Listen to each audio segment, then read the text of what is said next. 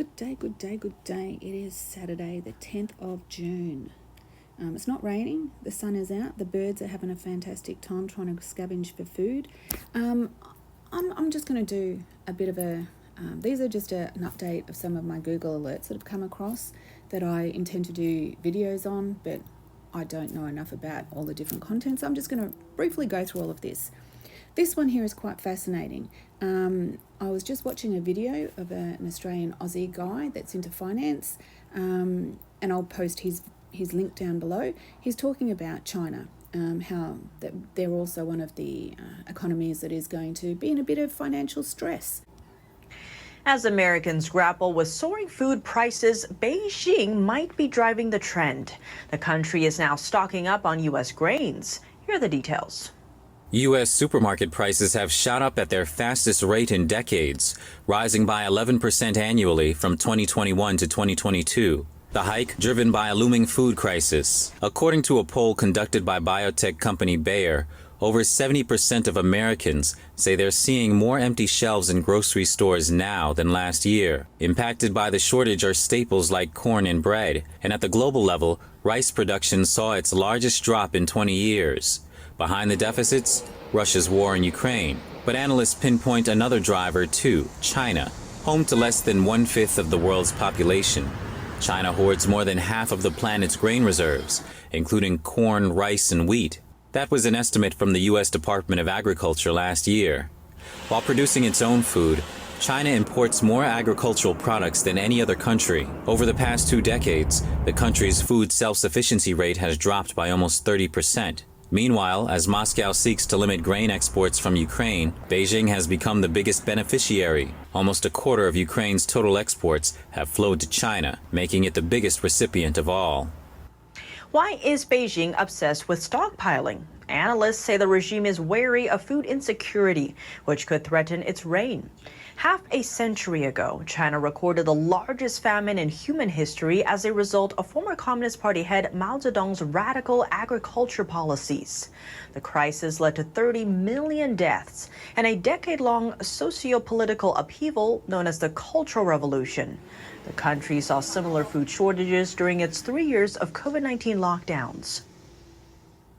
Okay, well, that screams alarm bells to me, because, obviously what happens in America follows through to the rest of the world. We're just a little bit further behind.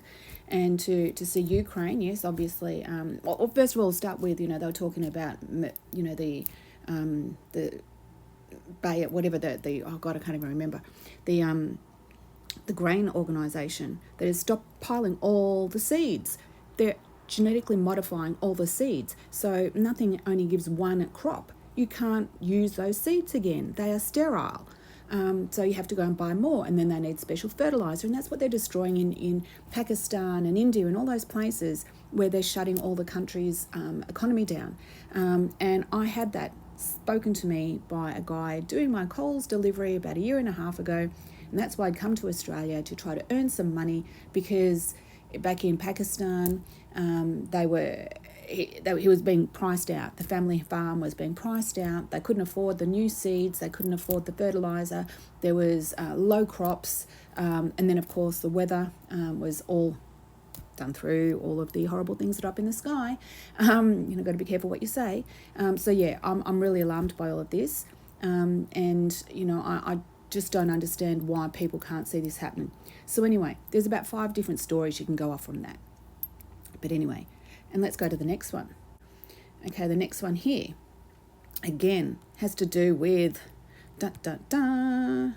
cultured meat mixed with plant-based protein might be good for the environment, but can it match the taste of real burgers?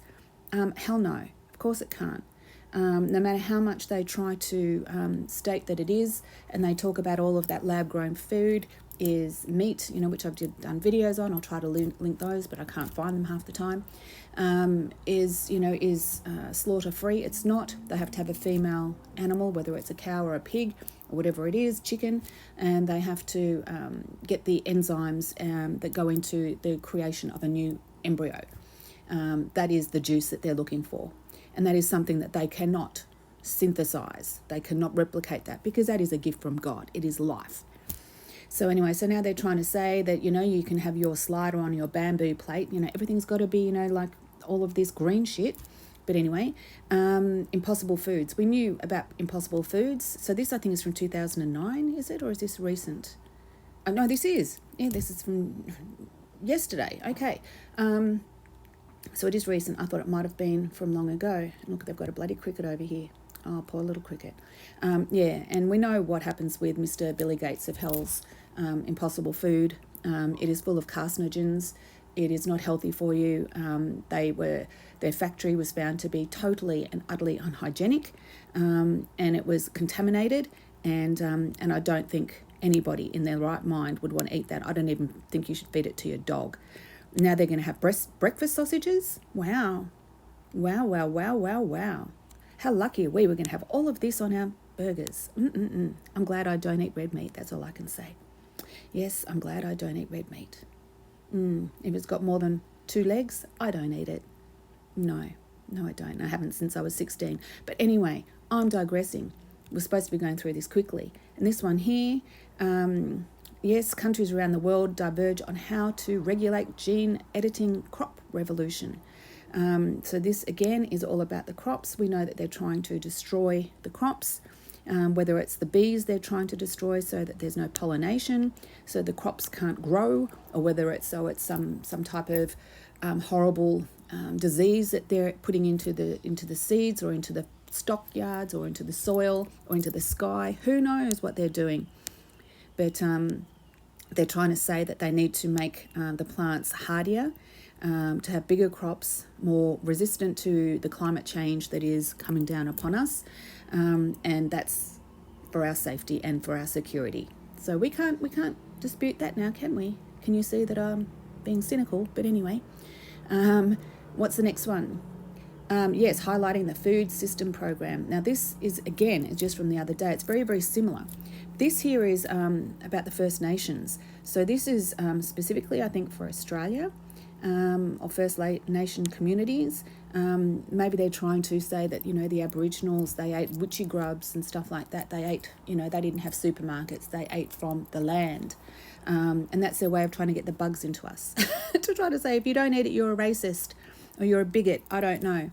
I haven't read any of this. That's what I'm expecting it's going to say. So it's showing a whole heap of Indigenous people and some of their products. It's got some seafood, which is nice.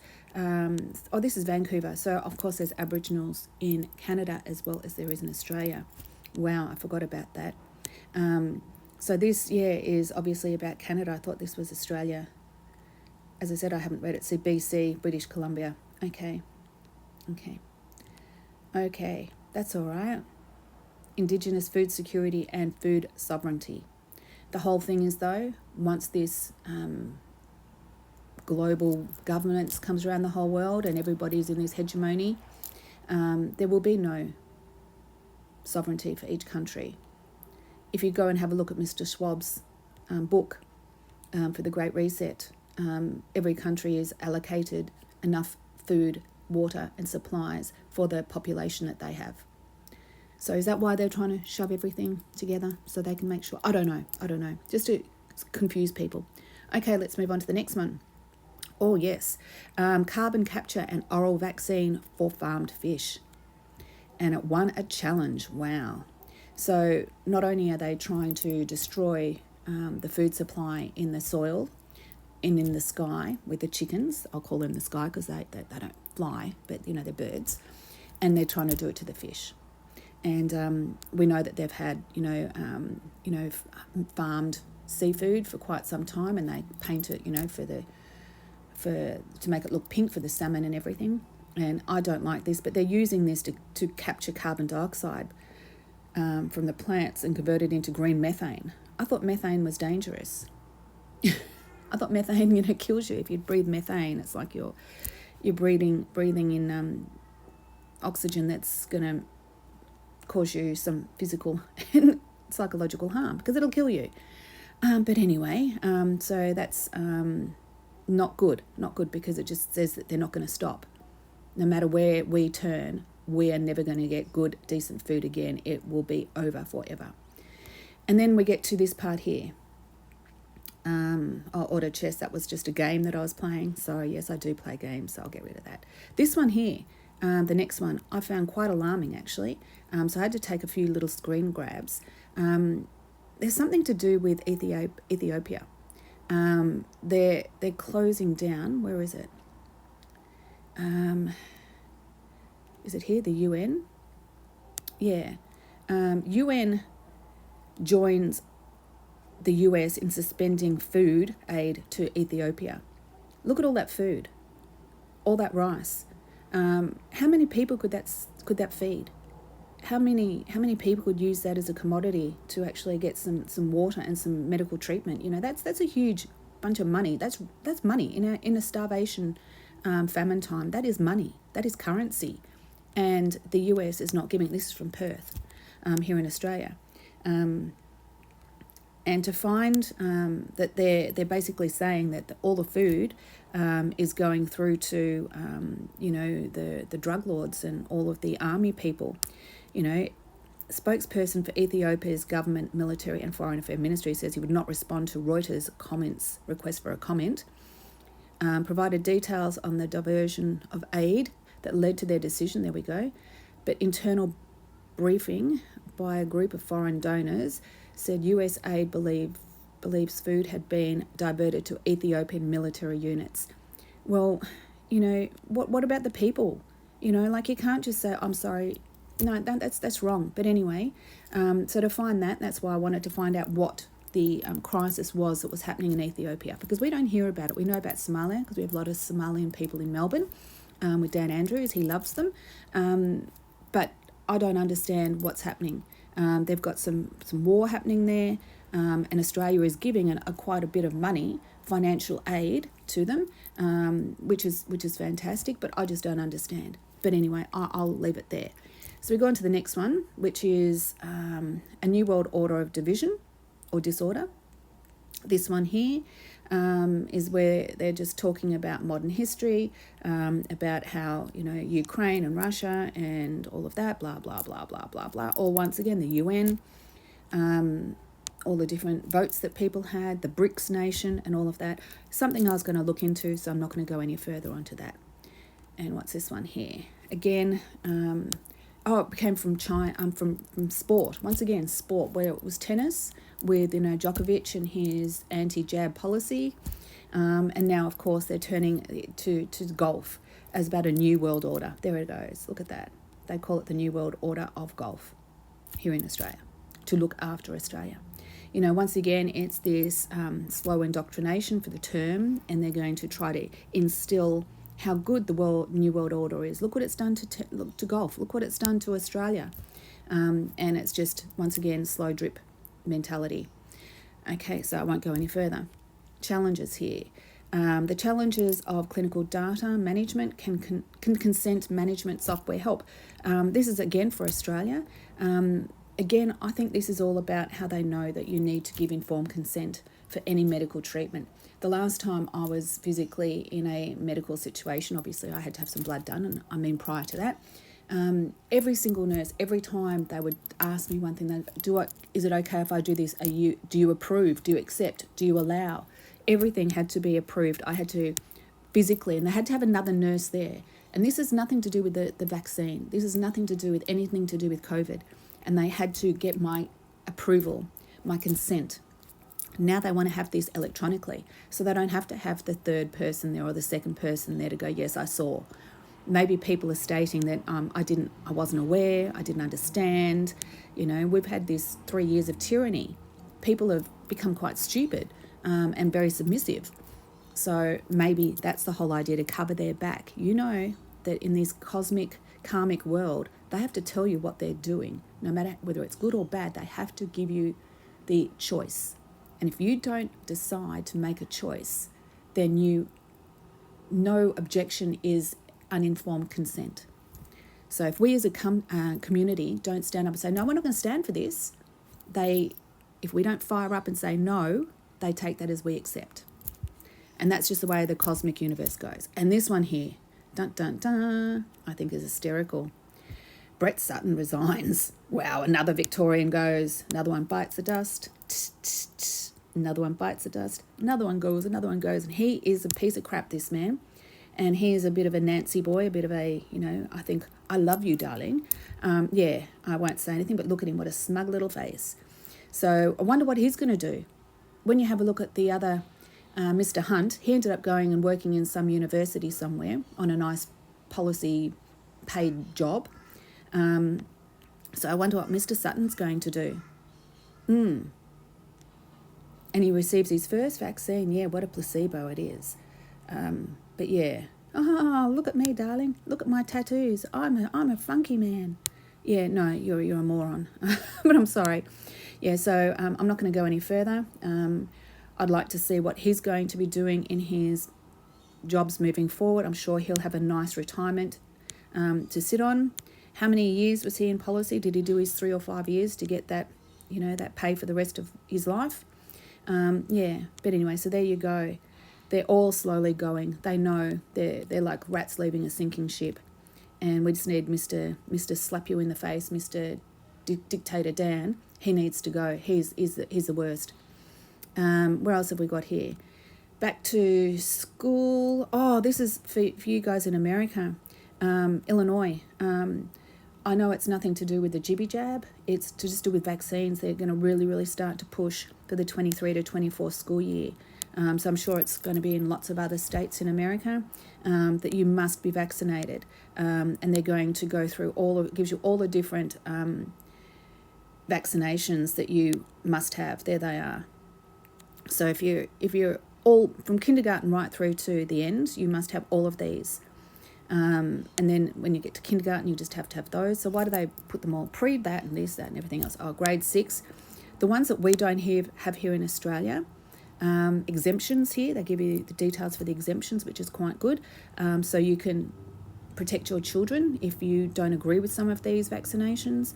But the one thing that we don't have here, the meningococcal, and they're now saying that 2 people have died from meningococcal, a young person and an old person. That's not mandatory here in Australia. So the fact that this is going to become part of your school regime in America, and once again, you guys do it first and it follows everywhere else. They trial it with you guys and see how submissive you guys are or whether you guys rise up. So if you don't agree, please stand up and say no. So look at that. Immunisations are required for Illinois students. And sorry if I'm not saying your state correctly. And so it goes through to, again here, they're now no link. This is Australian news. A cardiologist, Dr.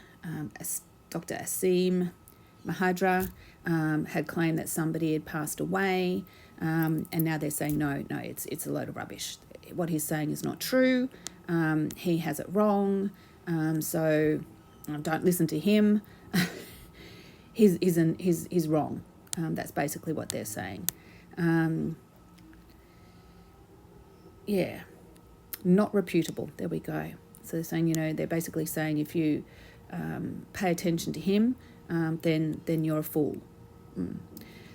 So that's that. What else have we got up here? Yes.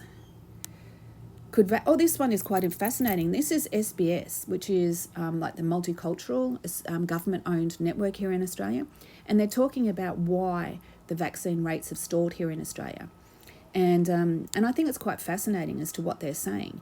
They're saying that they need to highlight. I might actually do this in a separate video, so I might leave things here.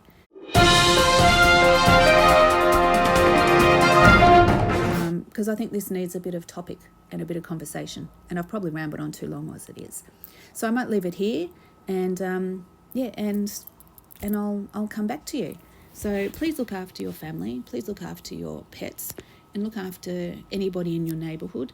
Be kind, be nice, be generous, and smile everywhere. Make everybody think, why is this person smiling? Why are they so happy? Because you're alive. And you've got free will. While we have freedom, we still have the opportunity and the situation that we can improve what's going on. We've got to protect the kids. Just remember, without children, I won't leave it there, without children, humanity dies. We're all screwed. Okay? Without children, there's nothing. And the fake alien invasions that are coming, I'm going to do a video on that as well. But anyway, I'm rambling. So take care, and I'll do as I say. Godspeed to all. Godspeed. It makes me sick what I do for this shitty planet.